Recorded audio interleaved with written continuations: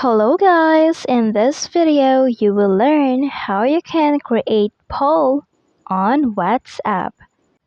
So the first thing that we want to do is to select any conversation that you want to make a poll.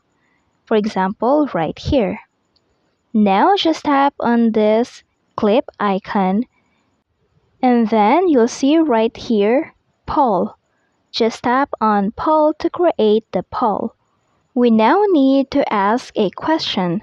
For example, you want to go on a beach or what is your favorite food? It's up to you what is the question that you want to ask. And then you have to select or to enter the options.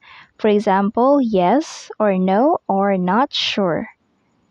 And then after that, just tap on this send icon. And that's it. I hope this video helped you out. Thank you for watching and don't forget to like and subscribe.